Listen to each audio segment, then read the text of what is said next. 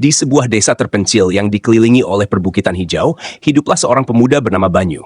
Dia adalah pemikir, seseorang yang begitu terobsesi dengan mencari kebenaran. Dari kecil, dia selalu mengajukan pertanyaan yang tak biasa. Mengapa air mengalir ke bawah? Kenapa daun berguguran? Dan yang paling sering dia tanyakan, apa itu angin? Angin selalu membuat Banyu terpesona. Setiap hari, saat angin sepoi-sepoi menerpa wajahnya, dia akan berhenti, memejamkan mata, dan membiarkan pikirannya melayang. Angin, katanya dalam hati, dari mana datangnya? Bagaimana cara kita memahami sesuatu yang tidak terlihat?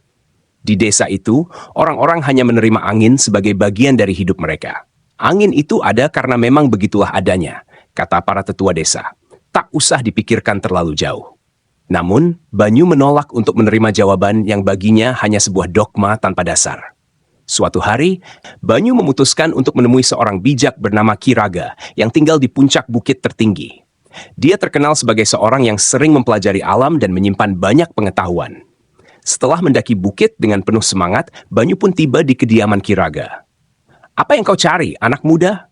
tanya Ki Raga, sambil menghirup teh hangat di beranda rumahnya yang sederhana. "Guru, saya ingin tahu tentang angin.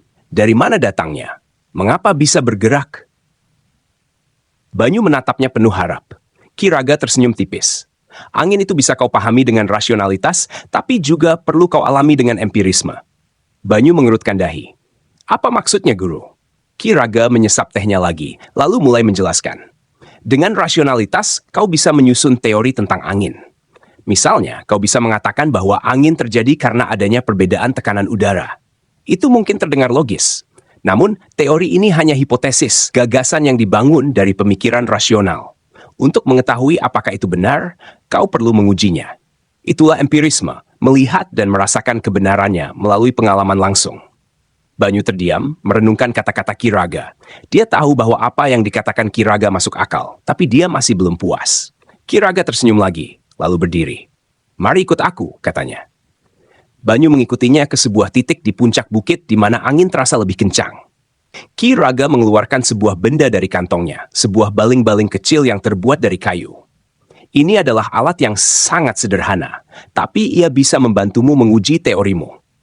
Dia meletakkan baling-baling itu di tanah, dan seketika baling-baling tersebut berputar cepat saat tertiup angin.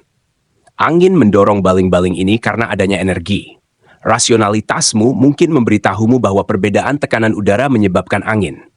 Tapi sekarang, dengan melihat baling-baling ini berputar, kau telah melihat bukti nyatanya. Empirisme. Banyu mengangguk, mengamati bagaimana baling-baling itu terus berputar.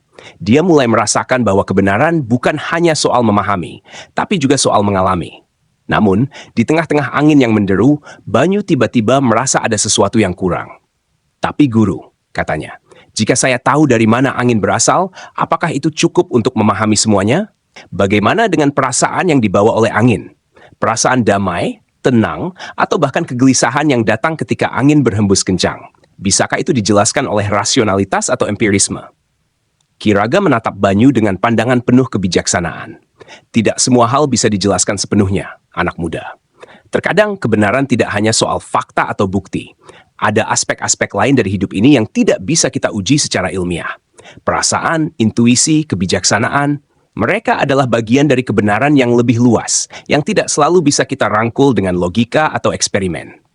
Banyu terdiam lagi. Rasionalitas memberinya arah, empirisme memberinya bukti, tetapi ada sesuatu yang lebih. Sesuatu yang tidak bisa disentuh, hanya dirasakan. Mungkin itulah yang membuat angin begitu misterius. Setelah hari itu, Banyu pulang dengan pemahaman baru.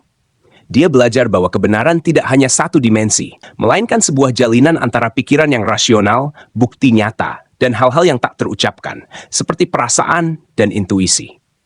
Setiap kali angin bertiup di desanya, Banyu akan menatap ke arah langit, bukan lagi dengan pertanyaan yang tak terjawab, tetapi dengan pemahaman bahwa angin, seperti kebenaran, tidak hanya bisa dipahami melalui logika atau pengalaman semata.